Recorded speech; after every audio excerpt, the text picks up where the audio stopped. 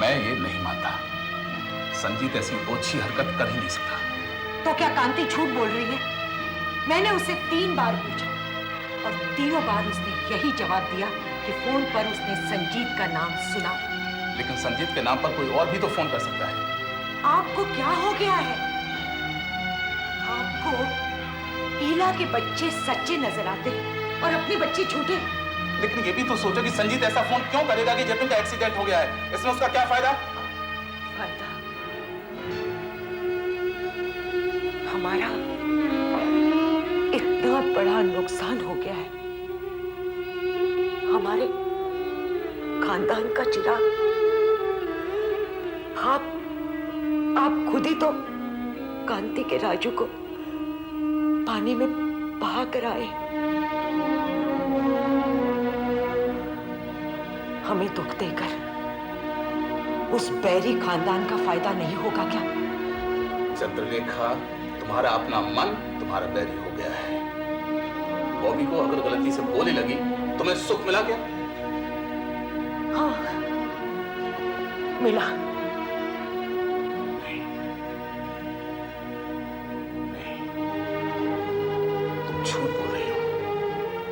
तुम मुझसे नहीं अपने आप से झूठ बोल रही हो।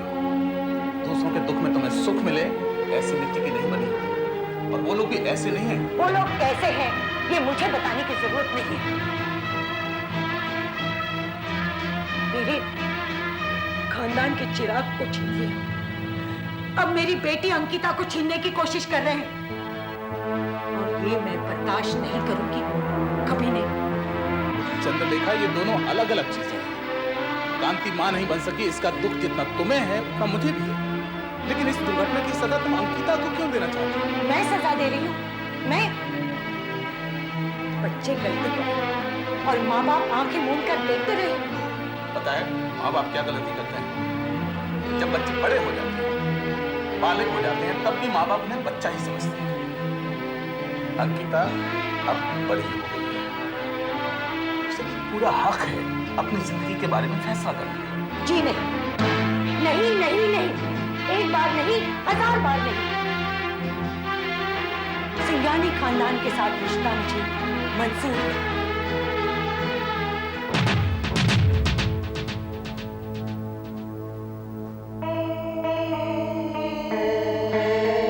अंकिता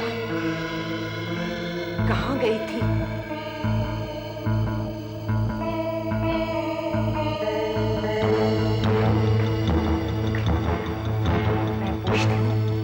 इतनी रात को कहां से आ रही हो?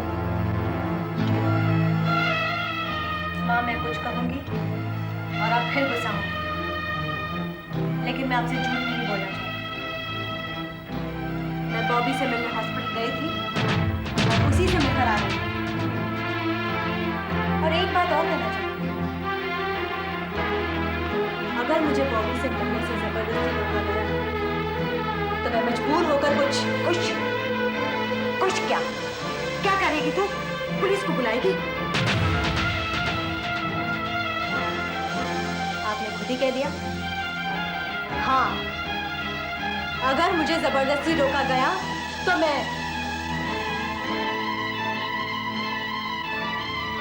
एक्सक्यूज मी पापा, मैं माफी चाहती हूँ,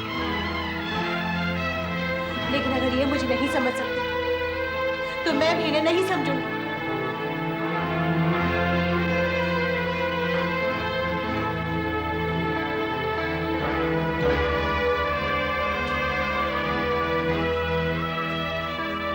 मैंने क्या कहा था?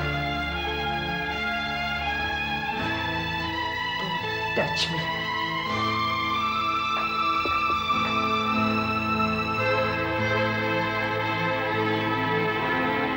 मुझे कब समझोगे Chandralekha?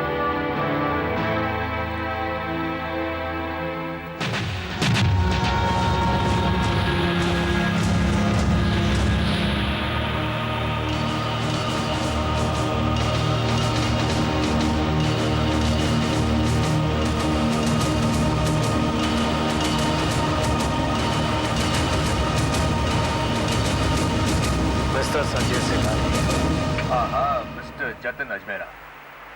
How come you're here, my friend? मैं तुम्हारा दोस्त नहीं, दुश्मन हूँ, दुश्मन। वैसे भी तुम्हारे साथ दोस्ती तो कभी थी नहीं, पर हाँ, अब दुश्मनी डेफिनेटली होगी। तुम ऐसी घटिया हरकत कैसे कर सकते हो? मैं कभी सोच भी नहीं सकता था। I don't know what you're talking about. क्यों? मैंने क्या किया? आप हमारे बच्चे के बारे में सोच You murderer! तुमने मेरे बेटे की जान ली है और अभी हमारे सामने हमदर्दी दिखा रहे हो। अरे तुम्हारे खानदान में किसी को शर्म है या नहीं? आवाज ऊंची करनी मुझे भी आती है जगत है।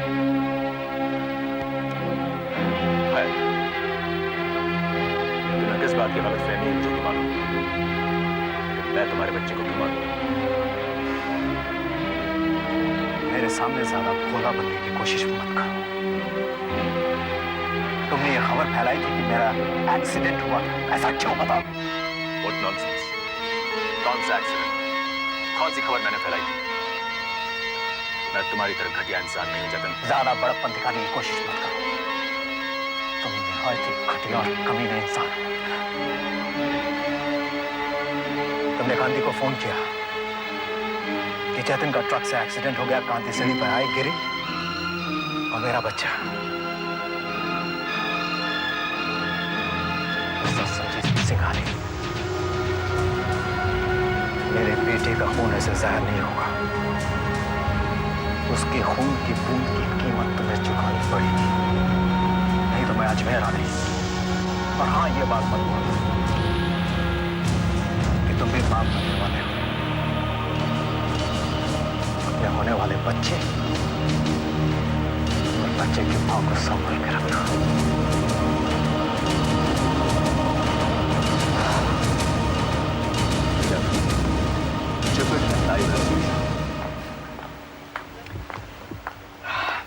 कौन था ये? जतिन अजमेरा। वही जिसका बच्चा? हाँ, वही जतिन अजमेरा। उसका कहना है कि उसके बच्चे को मैंने मारा है। उसका दिमाग तो ठीक है। संजना, उसका गुस्सा जेन्युइन था। कोई तीसरा आदमी है जो हम दोनों के बीच आग लगा रहा है। मगर कौन और क्यों संजय? अगर कौन का जवाब मिल गया, क्यों का पता भी चल जाएगा। मैं तुमसे कहा था ना, मेरे यहाँ एक फोन आया था कल। किसी लड़की की आवाज थी जिसने कहा कि जतिन के बच्चे की मौत से मुझे खुशी होगी। और जतिन का कहना है कि उसके यहाँ भी एक फोन आया था जिसने कहा कि जतिन का एक्सीडेंट हो गया है। लेकिन संजीत, ये भी तो हो सकता है कि जिसने तुम्हारे यहाँ फोन किया हो उसी ने उनके घर पर भी फोन किया। हो सकता है, लेकिन मेरे यहाँ किसी लड़की का फोन था और उसके यहाँ आवाज किसी आदमी की थी। लेकिन ये भी तो हो सकता है कि इसमें एक औरत और एक आदमी की मिलीभगत हो। You're right. अब हमें एक को नहीं, दो को ढूंढना पड़ेगा। लेकिन इससे पहले मैं जतिन से मिलना चाहूंगा। मुझे उसे सारी सिचुएशन एक्सप्लेन करनी पड़ेगी। हाँ भाई हाँ, जीजी से बात हो चुकी है। देखो, हमारी 5 बजे की फ्लाइट है। हम लोग तकरीबन 9 बजे तक दिल्ली पहुंच जाएंगे। हाँ, मंत्री जी को डिनर पर लाने की जिम्मेवारी तुम्हारी है। उसकी चिंता तुम मत करो, वो सब हो जाएगा। ठीक 10 बजे। Okay bye. जुमा खान, आदाब। आप यहाँ? गोवा, मुंबई, दिल्ली, हम तुमसे कहीं भी मिल सकते हैं। बेशक। आओ थोड़ी गुफ्तगू हो जाए। जो हो रहा है हम उससे बिल्कुल खुश नहीं है। क्या हो रहा है भाई? हमसे पूछ रहे हो क्या हो रहा है? पोस्टर्स छप गए, 50 लाख चले गए सिंघानीज के। अजमेरास के घर में इतना बड़ा हादसा हो गया और तुम हमसे पूछ रहे हो कि क्या हो रहा है? जुमा खान, जो कुछ भी हो गया उसका हमें भी बड़ा रंज है। गोपाल बाबू, हमारे तुम्हारे जैसे आदमी रंज करके वक्त बर्बाद नहीं किया करते। दुश्मनों को सजा देकर जश्न मनाने में यकीन रखते हैं। मुजरिम का पता चले तो तुम अंदर के आदमी हो ना, दोनों घरों में तुम्हारा आना जाना है। हम ये नहीं मान सकते कि तुम्हारे जैसे आदमी को मुजरिम के बारे में पता नहीं चला। मुझे यकीन है कि ये काम निर्मल देव का ही है। बैंक से 50 लाख का पे ऑर्डर बनवा कर वही ले गया। हाँ, बच्ची की मौत का जिम्मेदार वो नहीं हो सकता। कांति का सीढ़ियों से गिरना महज एक एक्सीडेंट है। निर्मल देव, जी क्या तुम मिले हो उससे? आओ एक बार, कहीं मुलाकात हो गई उससे। बड़ा शातिर और काइया किस्म का आदमी है। कैमरा गले में लटकाए घूम रहा था। मैंने तो कहा जीजी से कि पोस्टर भी इसी ने छपवाए। निर्मल देव को सूली पे चढ़ाना होगा। पोस्टर्स कहाँ छपे, फोटोज कहाँ डेवलप हुई और 50 लाख का चेक किस बैंक में कैश हुआ, इस सब का पता हम करेंगे। तुम दिल्ली से आकर हमें देना। जी। इसके अलावा अपनी आंखें खुली रखो। कब किस वक्त किसके साथ क्या हो रहा है, इस सब की रिपोर्ट हमें चाहिए। मामूली से मामूली बात भी हमें पता चलनी चाहिए। बिल्कुल।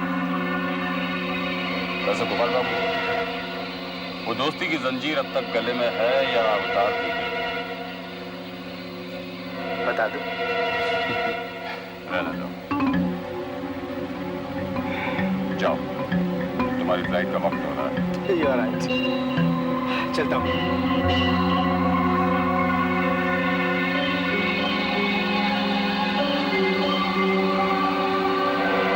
निर्मल देव,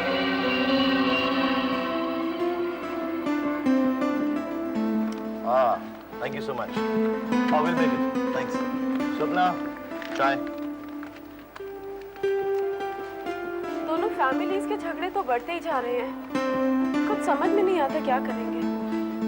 मुझे तो इस बात का खौफ है स्वप्ना कि ये झगड़े अब किसी बहुत बड़े ट्रेजेडी में एंड होंगे। तो क्या इन झगड़ों को खत्म करने का कोई तरीका नहीं है? गांधी जी आकर समझाए तो कुछ बात बने, लेकिन यहाँ तो विनोबा भावे से भी काम नहीं चलने वाला। निखिल, मुझे तो तुम्हारी नौकरी खतरे में लग रही है। और तुम्हारा बंगला और गाड़ी आने से पहले ही गई।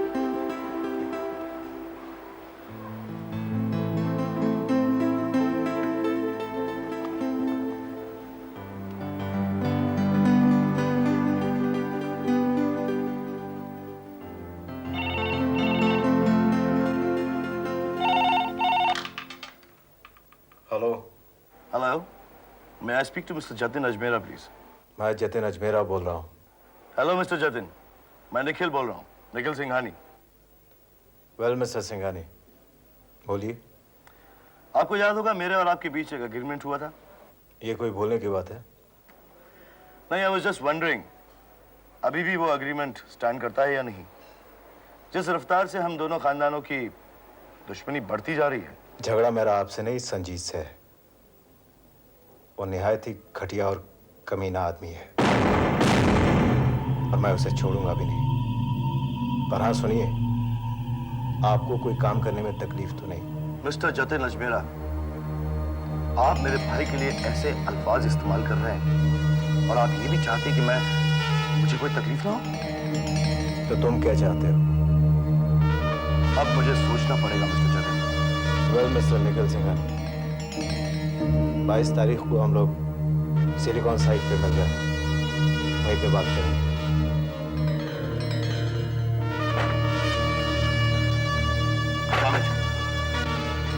That's why I hate business. They're such hypocrites.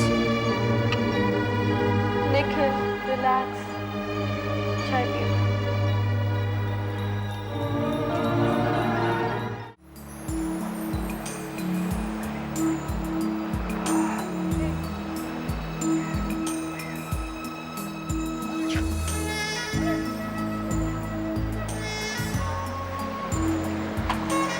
ये लो संजीत, ये क्या है? जमीन के कागजात। जमीन? फिर कोई जमीन खरीद ली है क्या? खुद भी खरीदने से पहले एक बार पूछ लिया। अरे बाबा, खरीदी नहीं है, जो खरीदी हुई थी उसे छुड़वा लिया है। मेरे को समझा नहीं। देखो, तुम्हारी सिलिकॉन वैली की जमीन बैंक के पास 1 करोड़ में गिरवी रखी हुई थी ना, जिसमें से 50 लाख निर्मल देव ले गया था, तो वो 50 लाख उसे वापस कर दिए गए। यानी कर्ज लेकर कर्जा चुकाया? जी नहीं, मैंने लंदन से 1 लाख पाउंड ट्रांसफर करवाए। देखो संजना, वो कर्जा मुझ पर था, तुमने क्यों चुकाया? ये वेंचर हम दोनों ने मिलकर किया था ना, और इस होटल यानी कि इस बिजनेस के लिए किया था, तो बिजनेस में नुकसान फायदा तो होता ही रहता है। कल को अगर इस बिजनेस में नफा हुआ तो क्या हम दोनों तेरा मेरा करेंगे? लेकिन 42,750 रुपए तो मैं नहीं छोड़ने वाली। क्यों? ये कहाँ खर्च हुआ है? बैंक ने 1 करोड़ पे जो इंटरेस्ट लिया है वो मैं तुम्हारी जेब से ही निकलवा के रहूंगी। कोई जल्दी नहीं है संजीत, काफी वक्त पड़ा है, आराम से चुकाते रहना। You mean तुम इस इंटरेस्ट पर भी मुझसे इंटरेस्ट लोगी? हाँ, बिल्कुल लूंगी। अच्छा ठीक है, नहीं लेती। अगर तुम मेरा एक काम करो तो। कौन सा काम? संजीव, मुझे सोसाइटी में रिस्पेक्टेबिलिटी दिलवा दो। उसमें क्या कमी बाकी रह गई है? संजीव, तुमने मेरी मांग में सिंदूर भरा, मुझे बीवी माना। अगर तुम ये बात दुनिया में भी साबित कर दो तो। You mean शादी? हाँ। अच्छा, अगर पंडित ना सही, रजिस्ट्रार को ही बुलवा दो। संजीत, ये हमारे आने वाले बच्चे के लिए बहुत जरूरी है। तो फिर रजिस्ट्रार क्यों? मैं पंडित को बुलाऊंगा, माँ से बात करता हूँ, हम दोनों के बीच बकायदा 7 फेरे होंगे। सच? Of course. Sanjeev, you made me so happy.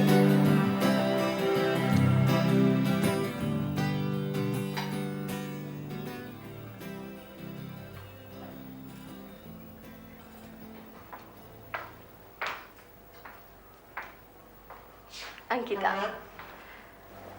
कैसी हो? ठीक हो? तुम खाओ। अंकिता, मैं तुमसे कुछ बात करना चाहती हूँ। आज तो सभी लोग मुझसे बात करना चाहते हैं, आप भी बोलिए। तुम दुनिया से बहुत नाराज हो, और दुनिया से जब कोई आदमी नाराज होता है तो यकीन मानो कि वो बहुत सच्चा होता है। जितनी सच्ची तुम इन दिनों हो, उतनी इजाजत तुम्हें दुनिया नहीं देती, समझे? आपको मैं सच्ची नजर आई, इसके लिए सिर्फ थैंक यू कह सकती। जरूरत नहीं। दुनिया में कोई सच के लिए लड़े, चाहे वो अपना पर्सनल सच भी क्यों ना हो, तुम्हें थैंक यू कहने की कोई जरूरत नहीं, बल्कि उन्हें तुम्हारा शुक्रिया करना चाहिए। तुम्हें शर्मिंदा होने की क्या जरूरत है?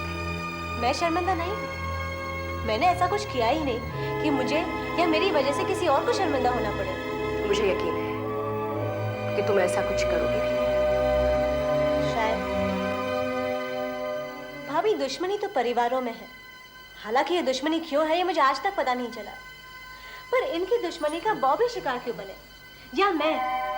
ये लोग तो अपनी दुश्मनी भुला नहीं सकते, और हमसे कहा जा रहा है कि हम प्यार भुला दें। भाभी, आप ही इंसाफ करो, दोनों में से कौन सी चीज संभाल कर रखनी चाहिए, दुश्मनी या प्यार?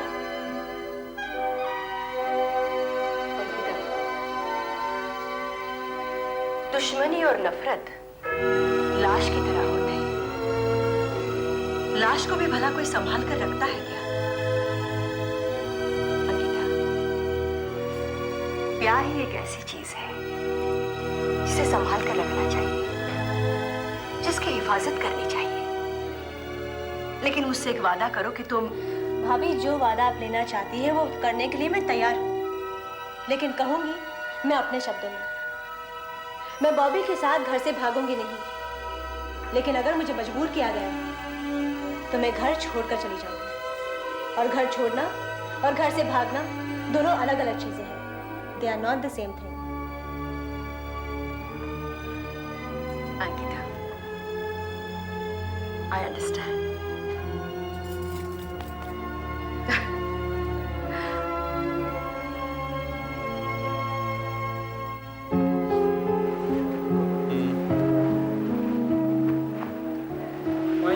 मॉर्निंग। रोहित, माँ बिजी है क्या?